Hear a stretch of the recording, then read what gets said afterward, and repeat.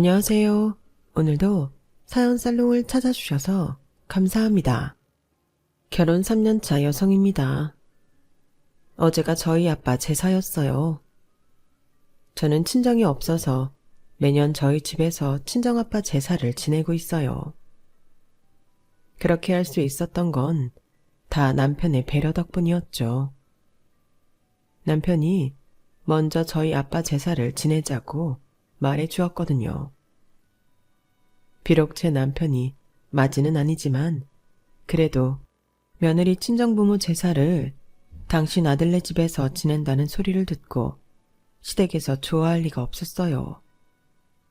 특히 시어머니는 뭐 이런 경우 없는 짓을 하냐며 한동안 전화통에 불이 나도록 제게 전화를 해대셨거든요. 하지만 얼마 지나지 않아 순순히 받아들이시더라고요. 물론 거기에는 그럴 만한 이유가 있었지만요. 제가 사연을 보내게 된 것도 바로 그 이유 때문이에요. 저희 집 3남매는 엄마가 일찍 돌아가신 탓에 아빠 손에서 자랐어요.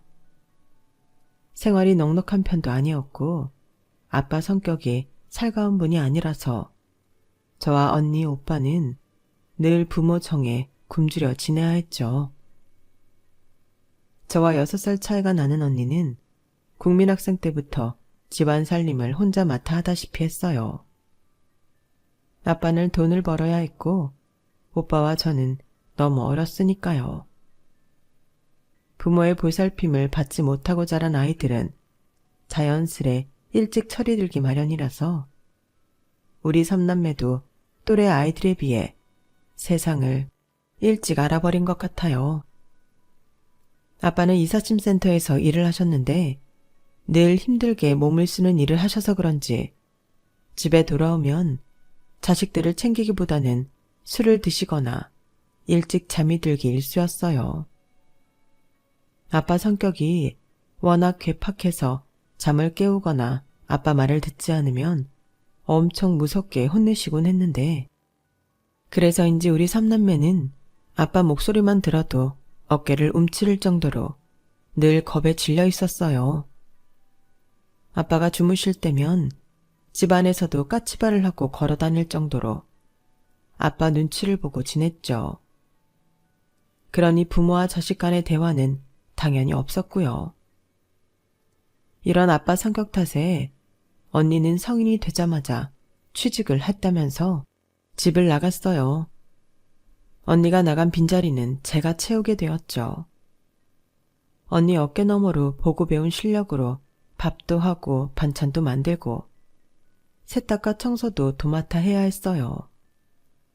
그러다 몇 년 뒤 오빠가 서울에 있는 대학에 들어가면서 오빠 역시 집에서 탈출하게 되었고 이제 남은 건 저 하나뿐이었어요. 처음엔 저도 고등학교만 졸업하면 집을 나가야겠다고 생각을 했지만 아빠와 단둘이 살다 보니 그런 마음이 점점 사그라지고 말더라고요. 하루가 다르게 늙어가는 아빠가 가엾다는 생각을 하게 되었거든요. 자식이 셋이나 집에 있을 때는 집안이 떠나가라 호통도 치시고 본인 기분에 따라 자식들한테 화풀이도 하셨지만 언니랑 오빠가 연이어 집을 나가자 전처럼 집에서 소리를 치는 일도 사라졌어요. 가끔은 제 눈치도 보시고 제가 만든 음식이 입에 맞지 않아도 전처럼 화를 내거나 음식을 개수대에 쏟아붓는 일도 하지 않으셨죠. 한마디로 이빨 빠진 호랑이 같았어요. 그러던 어느 날이었어요. 아빠가 식사를 하시다가 문득 그러시더라고요. 은주 너도 학교 졸업하면 네 언니랑 오빠처럼 집 나갈 거냐? 희한하게도 그날따라 아빠의 질문이 곧이곧대로 들리지 않더라고요.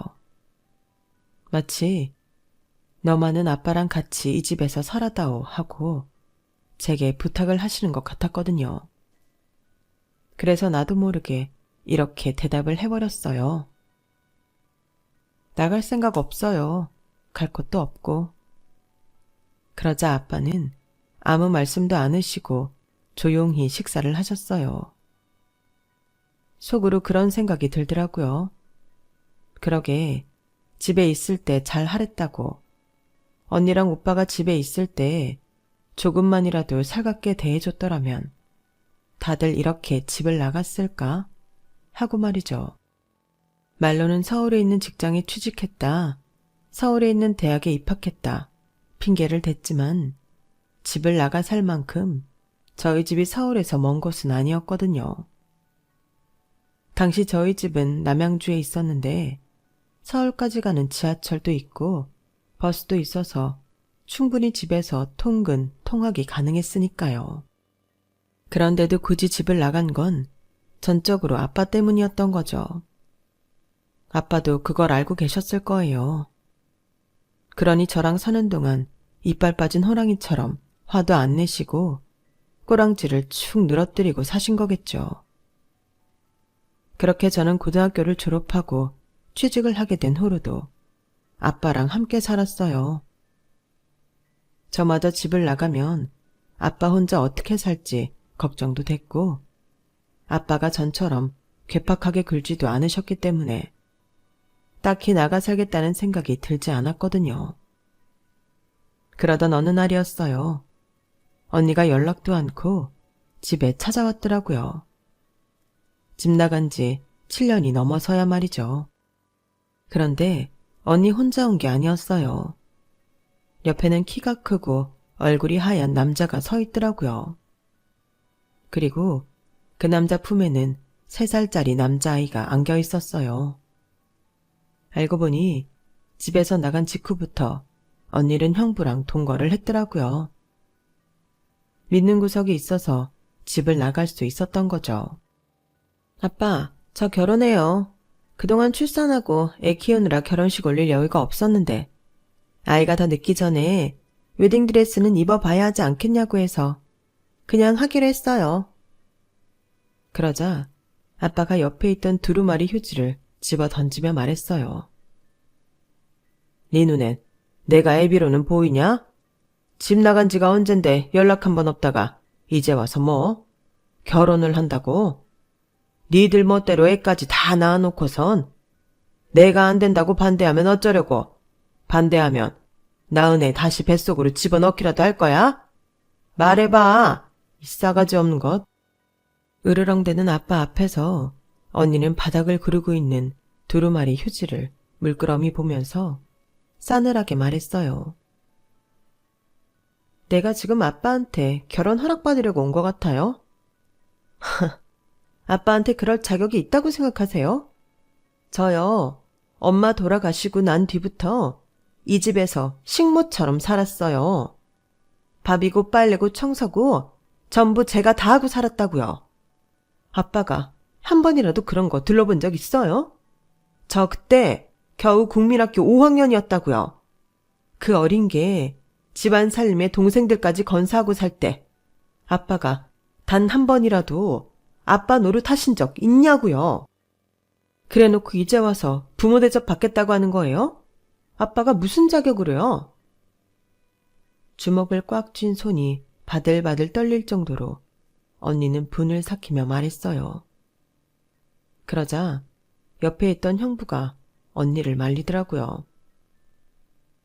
여보, 장인어른 앞에서 그게 무슨 소리야. 잘못했다고 말씀드려.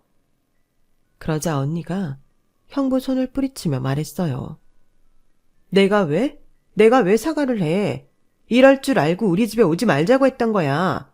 우리 아빤 죽을 때까지 절대 안 변해. 자기가 잘못했던 거 하나도 인정 안 할 사람이라고. 그런데 왜 나만 매번 참고 나만 사과를 해? 싫어. 나도 싫다고. 나 이제 안 참을 거야. 더는 아빠 비위 맞춰가며 안 살 거라고. 그러니까 자기도 우리 아빠한테 아무 기대하지 마.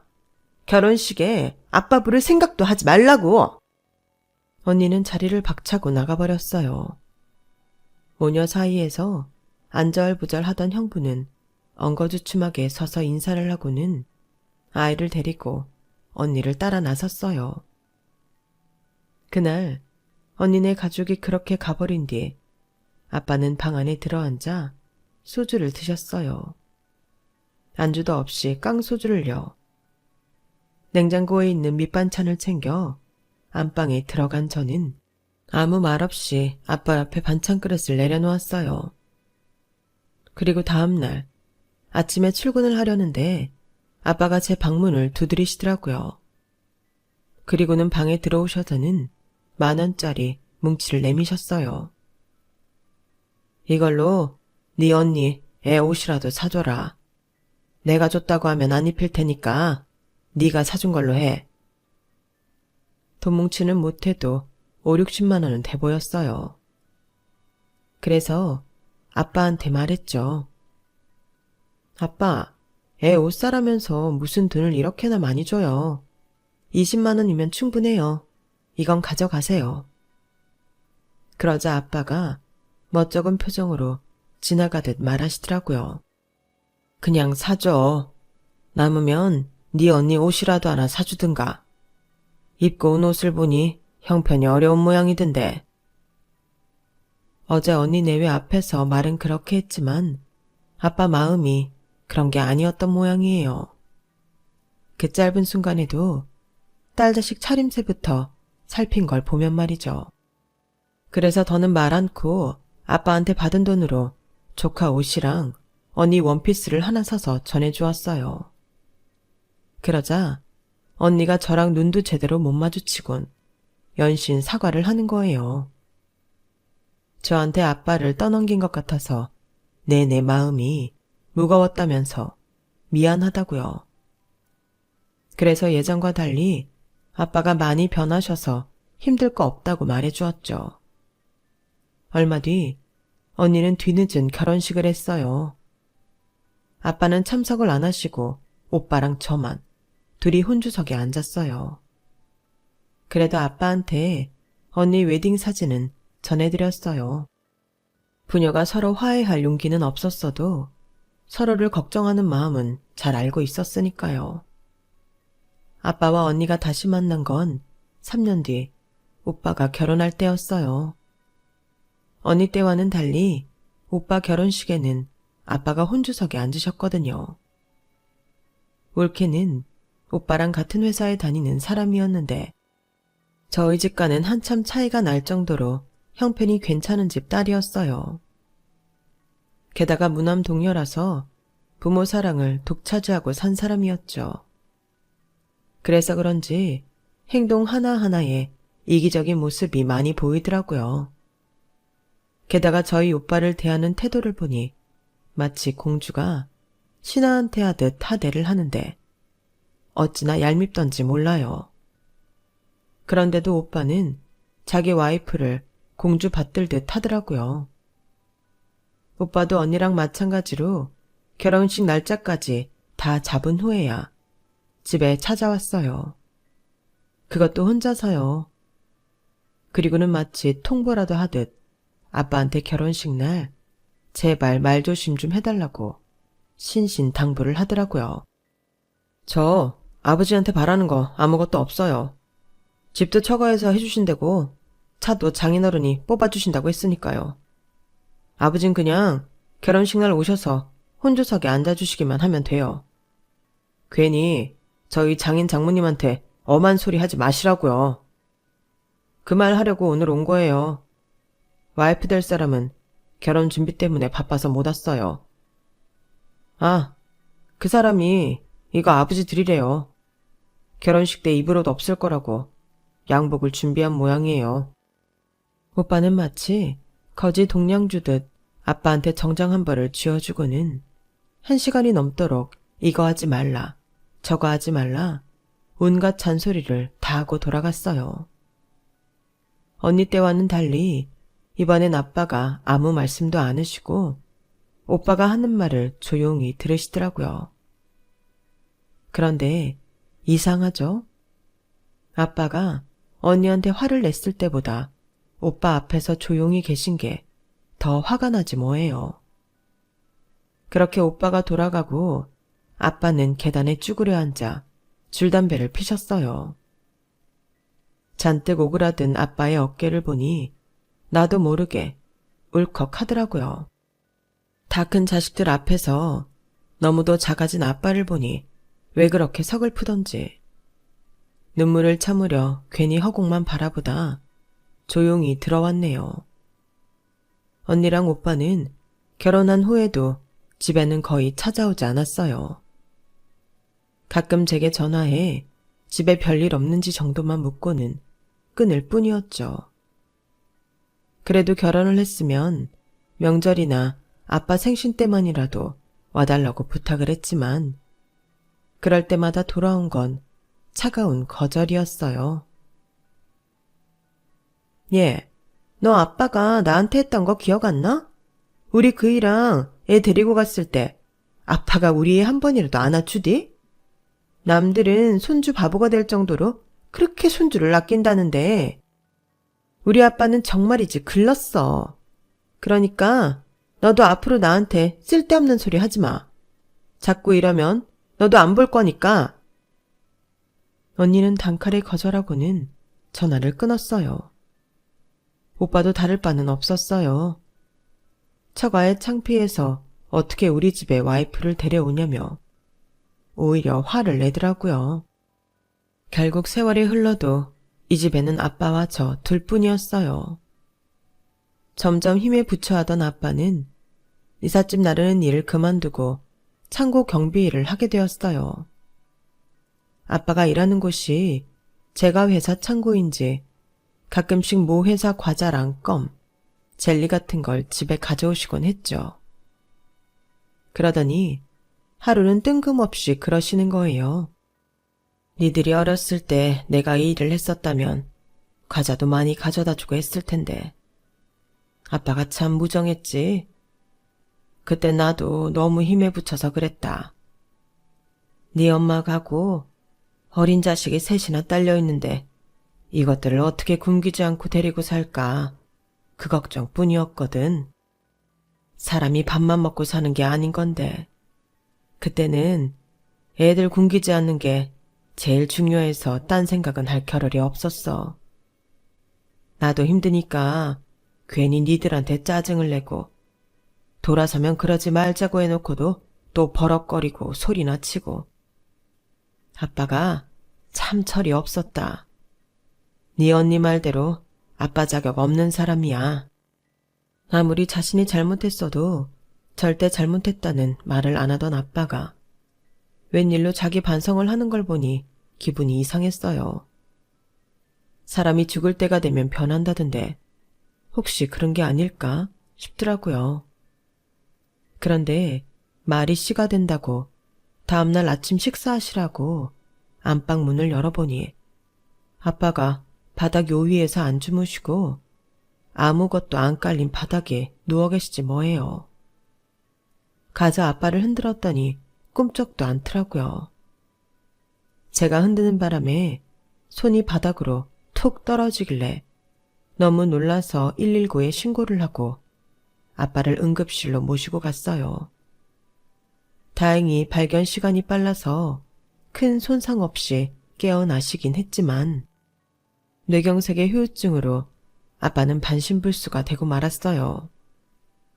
그동안 타박상이나 근육통은 달고 사셨어도 몸 하나는 튼튼하셨던 분이 하루아침에 혼자서는 제대로 걷지도 못하고 젓가락질도 못하게 되자 정말 미치겠더라고요. 당사자인 아빠도 답답하겠지만 아빠를 돌보는 저는 그 이상이었어요. 아빠를 돌봐줄 사람이 없어서 회사에 출근도 제대로 못하게 됐고 나보다 덩치가 큰 아빠를 씻기고 입히고 먹이느라 온몸이 다 뻐근해서 딱 죽기 직전이었죠. 그래서 언니한테 좀 도와달라고 전화를 했더니 글쎄 이러더라고요. 야, 내가 집에서 노는 사람이니? 살림하랴 애 키우랴 틈틈이 알바까지 하랴. 나도 몸이 10개라도 모자랄 판이야. 그리고 난 아빠랑 한 공간에서 못 있어. 오죽하면 내가 집까지 뛰쳐나와 살았겠니? 너 힘든 건 알지만 솔직히 너 그러고 살라고 내가 등 떠민 건 아니잖아. 그러게. 너도 일찌감치 집 나왔으면 될걸. 왜 바보같이 그 집에서 버티다 덤튀기를 쓰냐? 아빠가 우리한테 뭘 해준 게 있다고 멍청하게 병수발까지 들고 사냐고? 남태는 못 도와주니까 그렇게 알아. 내가 은철이랑 상의해서 매달 간병비는 보내줄 테니까 너도 멍청한 짓 그만하고 더 늦기 전에 그 집에서 나와. 전화를 끊고 나니 기운만 더 빠지더라고요. 멀쩡한 사람도 아니고 병들어서 거동도 제대로 못하는 사람을 두고 나오라니. 남이라도 그렇게는 못하겠다 싶었어요. 며칠 뒤 오빠한테 전화가 왔는데 오빠도 언니랑 다를 바 없는 소리를 하더라고요. 하여간에 인생에 도움이 안 돼요. 젊을 땐 자기 힘 믿고 그렇게 우릴 괴롭히더니 나이 들어선 똥기저귀까지 갈게 만들다니. 전생에 우리가 아빠한테 무슨 죄를 지었길래 이러고 살아야 되냐? 아, 짜증나. 나도 내 와이프도 회사 일 바빠서 얼굴 들여다볼 시간은 안 돼. 그러니까 하는 김에 네가 고생 좀 해라. 대신 매달 돈은 붙여줄게. 이 정도면 나도 할 만큼 하는 거야. 그러니 나 원망 마라. 부잣집 대릴 사위로 들어간 오빠는 간병비로 쓰라며 매달 200만 원씩 보내주었어요. 생각 같아서는 그깟 돈만 보내면 다냐고 따지고 싶었지만 그럴 수 없었어요. 사실 제가 일을 그만두고부터는 집에 수입이 없어서 형편이 많이 어려웠거든요. 아빠 병원비야 아빠가 쓰러지셨다고 연락했을 때 오빠가 돈을 보태줘서 잘 넘어갔지만 이후 아빠한테 들어가는 간병용품이나 생활비는 제 적금을 깨서 쓰고 있었거든요. 돈이 궁해지니 구차해도 어쩌겠어요. 화만 한번 삼키면 매달 돈 걱정은 안 할 수 있는데요. 생활비랑 아빠한테 들어가는 돈은 걱정을 안 하게 되었지만 24시간 아빠 옆에 붙어 있어야 하는 제 체력은 어떻게도 복구가 안 되더라고요. 그러던 어느 날이었죠. 당시 저랑 사귀다 헤어졌던 제 남편이 집에 찾아온 거예요. 저희 회사 사람한테 제 사정을 전해 듣고 바로 달려왔다고 하더군요. 솔직히 남편한테 이런 꼴을 보이는 게 너무 창피했어요. 사실 제가 남편이랑 헤어진 이유가 아빠 때문이었거든요. 아빠가 쓰러지시고 제가 간병을 맡아야 할 상황이 되자 제일 먼저 정리한 게 남편이었어요. 사귄 지 고작 반년도 안 된 상황에 구차한 내 상황을 설명하고 이해해달라고 말하기 싫었거든요. 그래서 좋아하는 사람이 생겼다고 거짓말을 하고는 헤어졌던 건데 이렇게 들켜버린 거였죠. 왜 진작 말 안 했어?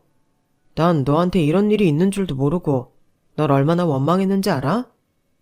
그런데 다른 형제들은? 설마 너 혼자 하루 종일 아버님 간병을 해왔던 거야? 너 죽으려고 환장했어? 그럼 어떡해. 언니고 오빠도 다 안 하겠다는데. 나마저 병든 아빠를 두고 도망치라는 거야? 내가 어떻게 그래. 내 아빠인데. 내 말은 그런 게 아니라 이 힘든 걸 어떻게 너 혼자 감당하냐는 거지. 요즘엔 나라에서 지원해주는 부분도 많고 간병 쪽으론 자원봉사를 하는 분들도 있는데 왜 알아보지도 않고 혼자 떠안고 살았냐는 말이야. 일단 내가 한번 알아볼게. 다른 건 몰라도 간병인 지원을 받을 수 있을 거야. 이후 남편 덕분에 정부에서 지원해주는 간병인 바우처도 받을 수 있게 되었고 그 밖에 지원 물품도 받을 수 있었어요. 행정복지센터에서 직접 직원이 찾아와 저희가 지원받을 수 있는 부분을 꼼꼼히 설명해 주셨고요. 목욕 봉사를 하시는 자원봉사자분들도 계셔서 덩치 큰 아빠를 혼자 끙끙대며 씻기지 않아도 되었죠. 그리고 여러 도움 덕분에 저는 다시 일을 할 수 있었어요. 비록 동네 마트의 반타임짜리 아르바이트였지만 고정 수입이 생겨서 저로서는 한시름 놓을 수 있게 되었죠. 거기다 일하는 동안만이라도 집에서 나와 머리를 식힐 수 있어서 심적으로도 많이 안정을 찾을 수 있었어요. 남편이 우리 집에 찾아온 이후 저희는 다시 연인 사이로 돌아가게 되었어요. 남편이 모르면 모를까 왜 자기랑 헤어지려 했는지 이유를 안 이상 순순히 놔줄 수 없다고 엄포를 놓았거든요. 미안한 마음도 있었지만 내심 기뻤어요. 아빠 간병을 하면서 제가 정신적으로 무너졌던 이유 중 하나가 아빠 때문에 내 인생에서 중요한 부분인 일과 사랑이 송두리째 뽑혀 나간 것 같다는 거였거든요. 그 상실감으로 힘들었는데 남편 덕분에 되찾은 기분이었죠. 게다가 남편이 자주 집에 찾아와 아빠 말벗도 대어드리고 재활치료도 같이 다녀준 덕분에 아빠 상태가 눈에 띄게 좋아지셔서 조금씩 희망이 생기기 시작한 거예요. 마비가 심한 오른쪽 팔을 제외하면 발음이 좀 어눌하긴 하지만 말씀도 하시고 걸음걸이도 많이 좋아지셨고요. 몸이 많이 나아지자 하루는 아빠가 그러시는 거예요. 언제까지 남자를 집에 드나들게만 할 거야? 수환이랑 결혼할 생각이 없는 거야? 아니면 나 때문에 못하는 거야? 둘 다 아니에요. 그냥 내가 많이 부족하니까. 네 코가 둘이야? 아니면 입이 삐뚤어지게라도 했어? 부족하긴 뭐가 부족하다는 거야? 수환이는 너랑 결혼하고 싶어서 몸이 달았던데. 넌 누굴 닮아서 그렇게 눈치가 없냐? 잔말 말고 올해 안에 쉬고 올려. 더 늙으면 웨딩드레스 입어도 안 이뻐. 네 언니도 나이 들어 애 낳고 웨딩드레스 입으니까 오태가 안 나더라. 아빠가 결혼식장에 왔었어요? 그럼 나한테라도 말을 하지 그랬어요. 그랬으면 강제로라도 모시고 들어갔죠. 내가 그럴 자격이나 있는 놈이냐? 그래도 네 결혼식엔 손잡고 들어가고 싶은데. 그래도 되겠니? 당연한 소리를 하고 그러세요. 아빠 아니면 누가 내 손잡고 들어갔는데요. 저는 퉁명스럽게 말을 하곤 거실로 나왔어요. 금방이라도 눈물이 쏟아질 것 같아서 일부러 그 자리를 피한 거였죠. 나중에 남편한테 얘기를 들어보니 아빠가 열심히 재활치료를 받았던 건 제 손을 잡고 식장에 들어가고 싶어서 그랬던 거라고 하더군요. 그 말을 듣고 얼마나 울었는지 몰라요. 정말 많이 미워했었는데 이제는 많이 약해진 아빠를 보니 진작 아빠랑 얘기를 나눠볼 걸 그랬다는 후회가 됐어요. 그리고 그해 가을 저는 아빠 말대로 결혼식을 올렸어요. 이제는 아빠가 제 도움 없이도 생활하는데 무리가 없을 정도가 되어서 한시름 놓게 된 덕이죠. 아빠 손을 잡고 버진로드를 걸어가는데 자꾸 눈가에 눈물이 고여서 얼마나 힘들었나 몰라요. 어릴 땐 그렇게 크게 느껴지던 아빠 손이 그 사이 많이 작아지고 수척해진 것 같아서 가슴이 너무 아팠거든요.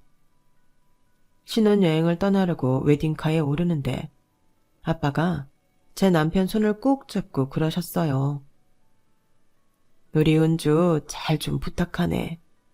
못난 애비 때문에 이날이 때까지 고생만한 아이야. 꼭 좀 부탁하네. 걱정 마세요, 장인어른. 제가 무슨 일이 있어도 은주는 꼭 지키겠습니다. 걱정 마시고 저희 신혼여행에서 돌아올 때까지 마음 편히 계세요. 그래, 고맙네. 은주야, 행복해야 한다. 행복하라는 그 말은 아빠의 마지막 유언이 되었어요. 우리가 신혼여행을 떠난 지 3일째 되던 날, 아빠가 뺑소니 차량에 치여 세상을 떠나셨거든요. 남은 신혼여행 일정도 취소하고 돌아온 우리 부부는 장례식장으로 달려갔어요. 그런데 침통한 분위기에 빠져 있어야 할 장례식장이 난장판이 되어 있는 거예요. 상주를 맡고 있던 오빠가 살벌하게 덩치가 큰 남자들한테 둘러싸여 멱살까지 잡혀 있더라고요. 그 사람들은 저희 아빠한테 받을 빚이 3억이나 있다면서 자식이니 당연히 그 빚을 대신 갚아야 한다고 고래고래 소리를 질렀어요. 오빠는 자기는 모르는 일이라고 그 소나기에서 빠져나오려고 발버둥을 치고 있었죠. 그 사이 누가 신고를 했는지 경찰이 장례식장 안으로 들어왔고 다행히 장례식장은 안정을 찾을 수 있었죠. 그러자 오빠가 저랑 언니를 향해 투덜거리는 거예요. 은주 너 알고 있었어? 아버지한테 빚 있다는 거? 누나. 아니다. 누나는 연락 끊고 산 지가 언젠데 그걸 알았겠어. 은주 너 알고 있었냐고. 아니 모르는 일이야. 아빠가 뭐 하는데 빚을 져. 빚이 있었다면 지금까지 빚쟁이들이 집에도 한번 안 찾아오고 조용했겠어? 뭔가 잘못됐을 거야. 그러자 오빠는 짜증을 내며 말했어요. 아, 몰라. 난 상속 포기할 테니까 두 사람은 알아서 해. 안 그래도 와이프가 얼마 전부터 이혼하자고 난리여서 사람 미치겠는데 별게 다 사람 골치 아프게 하네. 누나는 어떡할 거야? 상속 포기할 거지? 어? 당연히 해야지. 은주 너도 해. 괜히 덤태기 쓰지 말고. 장례식이 끝나기도 전에 언니와 오빠는 발빠르게 상속 포기 신청부터 했어요. 하지만 저는 그럴 정신도 없었고 무엇보다 제가 아는 아빠는 남의 돈을 빌려 쓸 사람도 아닌데다가 허투루 돈을 쓸 사람도 아니어서 일단 지켜볼 생각이었어요. 그렇게 아빠 장례를 마치고 집에 돌아온 저는 그대로 잠이 들어버렸어요. 13시간을 비행기를 타고 한국에 돌아와 연속 이틀을 날을 새고 장례식장을 지킨 탓에 체력이 완전 소진됐거든요. 그런데 그날 꿈에 아빠가 나오신 거예요. 아빠는 낡은 지갑을 제 손에 꼭 쥐어주시며 그러시더라고요. 은주야, 이거 받아라. 여기에 내 죽음의 비밀이 들어있어. 아빠가 건넨 지갑을 받아드는데 그 느낌이 너무 생생해서 이게 꿈이라는 것도 있고 아빠를 부르며 목 놓아 울었어요. 얼마나 울었을까요? 남편이 저를 흔들어 깨우는 바람에 눈을 뜨고 말았어요. 여보, 꿈에 아빠가 나오셨어. 근데 아빠가 지갑을 주시면서 거기에 아빠가 죽은 비밀이 있다고 하시는 거야. 이게 무슨 뜻일까? 글쎄, 지갑을 받는 건 길몽 아닌가? 아빠 지갑, 나 그거 찾아봐야겠어. 자다 말고 일어난 저는 겉옷을 껴입고 집을 나섰어요. 막 택시를 잡으려는데 뒤따라 나온 남편이 차창 밖으로 저를 부르더라고요. 남편 차를 타고 아빠 집으로 돌아온 저는 정신없이 안방으로 들어갔어요.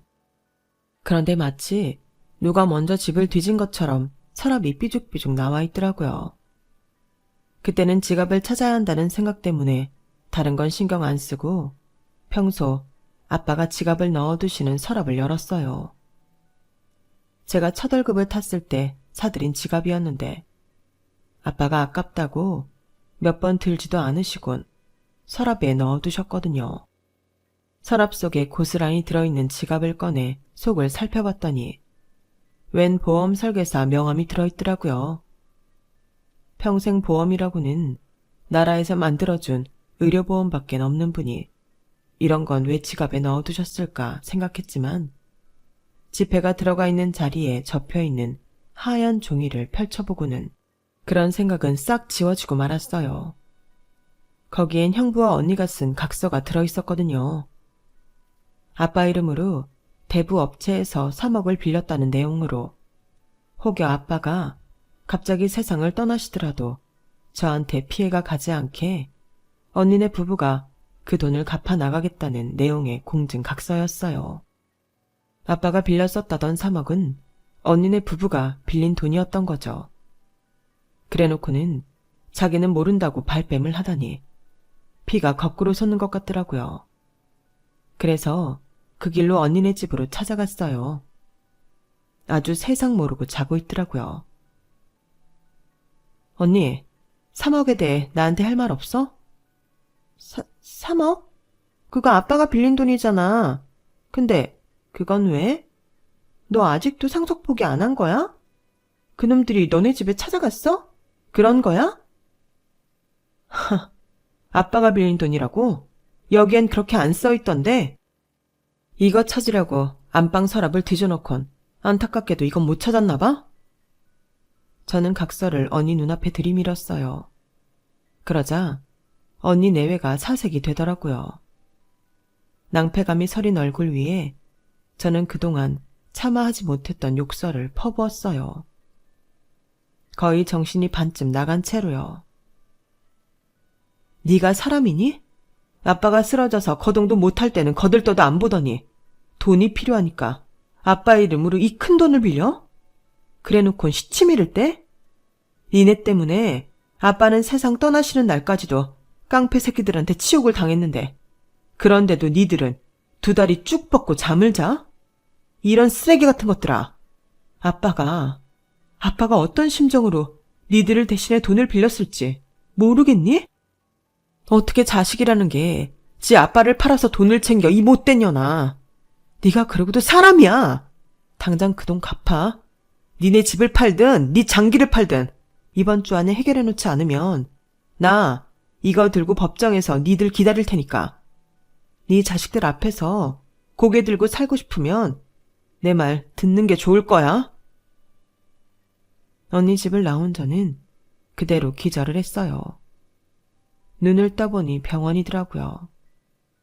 팔에는 링거 바늘이 꼽혀 있었어요.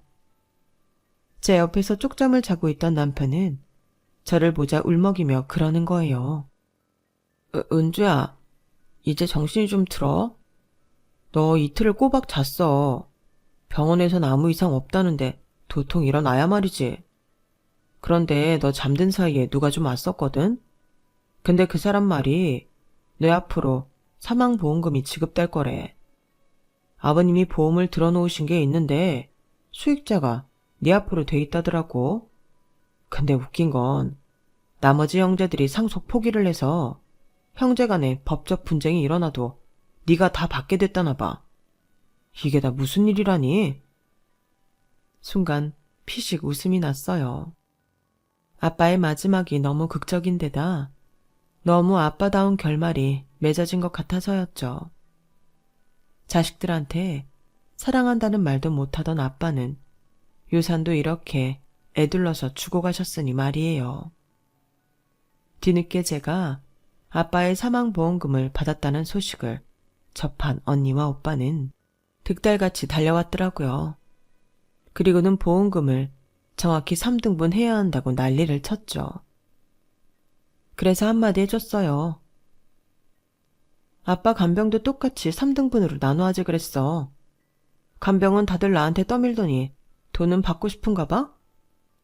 근데 어쩌냐? 둘 다 상속 포기까지 한 마당에 무슨 권리로 돈을 받아가겠대? 양심이 있으면 조용히 입 닫고 돌아가. 경찰 부르기 전에. 알았어? 결국 언니와 오빠는 아빠가 남긴 사망보험금은 단 한 푼도 받지 못했어요. 그 유산 덕분에 저희 시어머니는 저희 집에서 친정아빠 제사를 지내는 걸 허락해 주셨고요. 살아생전에 아빠가 제게 해주신 말대로 저는 행복하게 살 거예요. 그러니 아빠도 내 걱정하지 마시고 그곳에서 행복하게 지내세요. 지금까지 제 사연을 들어주셔서 감사합니다. 여러분의 소중한 가족들과 행복한 날들이 많았으면 합니다. 여러분, 사연 댓글에 응원과 현명한 조언 부탁드려요. 좋아요와 구독은 저에게 큰 힘이 됩니다. 오늘도 좋은 일 가득하세요.